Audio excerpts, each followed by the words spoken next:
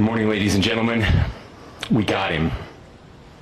On the evening of September 11th, a family member of Tyler Robinson reached out to a family friend who contacted the Washington County Sheriff's Office with information that Robinson had confessed to them or implied that he had committed the incident. This information was relayed to the Utah County Sheriff's Office and scene investigators at Utah Valley University. This information was also conveyed to the FBI. Investigators reviewed additional video footage from UVU surveillance and identified Robinson arriving on UVU campus in a gray Dodge Challenger at approximately 8:29 a.m.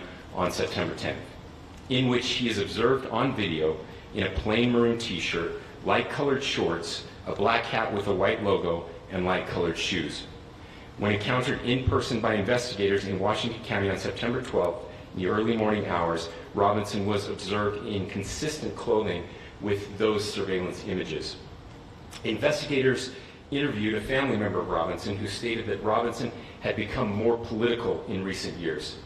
The family member referenced a recent incident in which Robinson came to dinner prior to September 10th, and in the conversation with another family member, Robinson mentioned Charlie Kirk was coming to UVU. They talked about why they didn't like him and the viewpoints that he had. The family member also stated Kirk was full of hate and spreading hate. The family member also confirmed Robinson had a gray Dodge Challenger. Investigators identified an individual as the roommate of Robinson. Investigators interviewed that roommate, who stated that his roommate, referring to Robinson, made a joke on Discord. Investigators asked if he would show them the messages on Discord. He opened it and showed several messages to investigators and allowed investigators to take photos of the screen as each message was shown by Robinson's roommate. These photos consisted of various messages, including content of messages between the phone contact named Tyler with an emoji icon and Robinson's roommate's device. The content of these messages included messages affiliated with the contact Tyler, stating a need to retrieve a rifle from a drop point, leaving the rifle in a bush, messages related to visually watching the area where a rifle was left, and a message referring to having left the rifle wrapped in a towel. The messages also refer to engraving bullets and a mention of a scope and the rifle being unique. Messages from the contact Tyler also mentioned that he had changed outfits.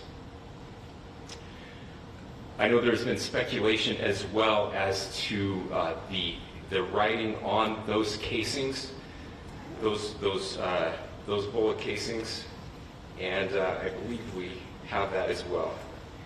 And I'll share that with you now. So the area north of Campus Drive Road where the suspect crossed over, you saw some of that in the video that we released last night, consists of a grassy area with trees on the edge of the UVU campus. Investigators discovered a bolt-action rifle wrapped in a dark-colored towel. The rifle was determined to be a Mauser Model 98 30-06 caliber bolt-action rifle. The rifle had a scope mounted on top of it. Investigators noted inscriptions that had been engraved on casings found with the rifle. Inscriptions on a fired casing read, "Notices, bulges, capital OWO, what's this, question mark." Inscriptions on the 3 unfired casings read, "Hey fascist, exclamation point, catch, exclamation point." Up arrow symbol, right arrow, and symbol, and 3 down arrow symbols.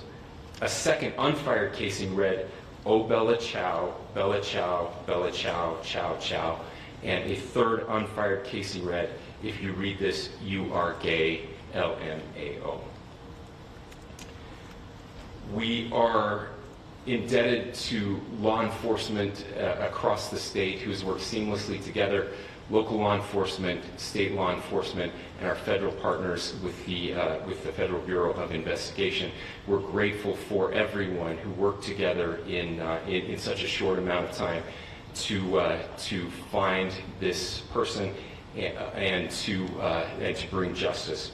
I want to thank the public who has been so engaged, reviewing videos, helping us with sending in tips, and helping us get to this point.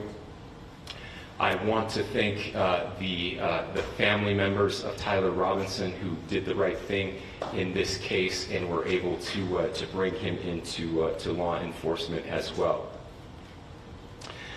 I especially want to thank the family of Charlie Kirk, Erica, Charlie's parents, his children. I want us to be thinking of them as we bring justice in this case. They will be involved in that justice. We will be working very closely with them as we move through this process as well. This is a very sad day for our country, a terrible day for the state of Utah, but I'm grateful that at this moment we have an opportunity to bring closure to this very dark chapter in our nation's history. With that, I'll now turn the microphone over to the Director of the FBI, Kash Patel. Thank you, Governor. This is what happens when you let good cops be cops. The FBI and our partners are proud to stand here today together to bring justice to the family of Charlie Kirk and honor his memory.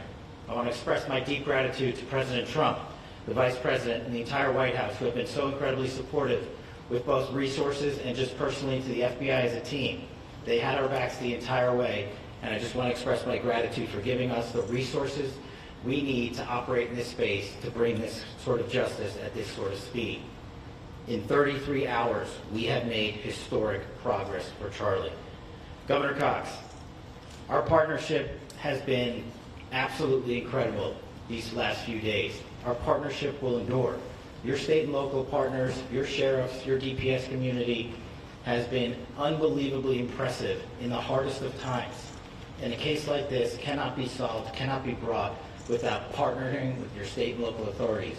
The FBI has a certain role to play. We will play that role, and we will lead after the federal government. Governor Cox, we are so grateful for your state partnership that led out on this investigation. A little bit of the timeline. Charlie was shot at 12:23 p.m. on Wednesday.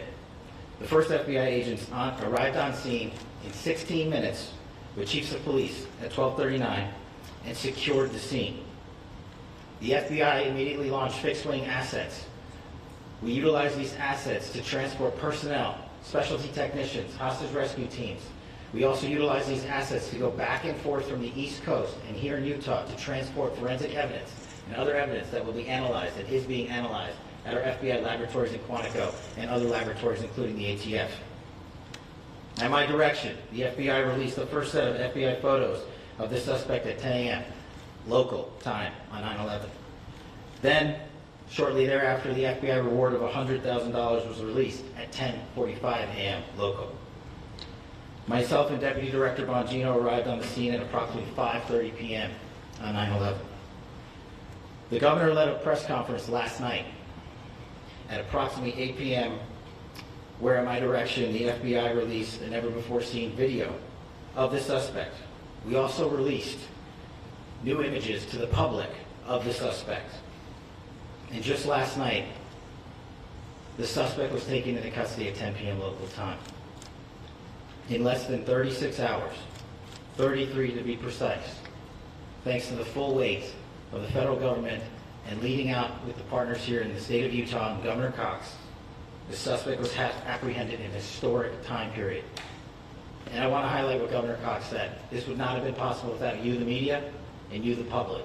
That's why we went so public, so fast, and we're so transparent, and we're committed to that transparency. The crime scene, just a little bit there. It is a large crime scene. State and local authorities, along with federal authorities, processed that crime scene quickly. And I even had the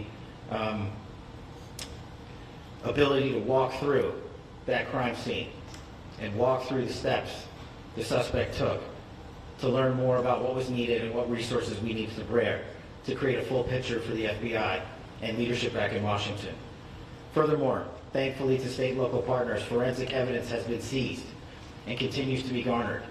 Forensic evidence has already been evaluated at FBI laboratories in Quantico and state and local authorities here.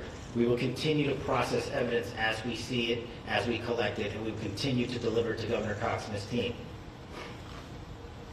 Last night, we had a total of approximately 7,000 7,000 leads. As of this morning, thanks to your great work, we have over 11,000 leads that were called in to the FBI. And we are running out every single lead that we can. Every one of those leads will be run out. The arrest is a testament to the dedication of good law enforcement being great, and partnerships in law enforcement, which I've tried to highlight as my tenure as the director of the FBI. There is no better relationship for law enforcement than the FBI to partner with state and local authorities, and you've seen it here in these last few days. The FBI Salt Lake Field Office, along with our offices in LA, Phoenix, Denver, San Antonio, Las Vegas, Pittsburgh, Buffalo, our headquarters component in Quantico, all participate in the FBI. I want to express my deep gratitude to the employees of the FBI, the men and women, the evidence response team tacticians, the special operators, the agents, the support staff.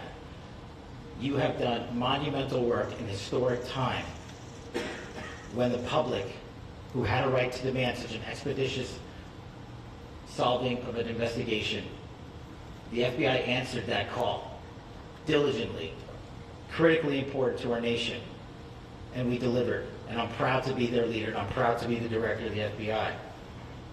This is very much an ongoing investigation, as the governor said, and we will continue to work with state and local authorities to develop the investigation, to provide them the evidence they need for their ongoing prosecutions, and we will be here to answer every call they absolutely have, as long as it takes, for as long as we need to find and apprehend whatever suspects were involved in this crime. Lastly, to my friend Charlie Kirk, rest now, brother. We have the watch, and I'll see you in Valhalla.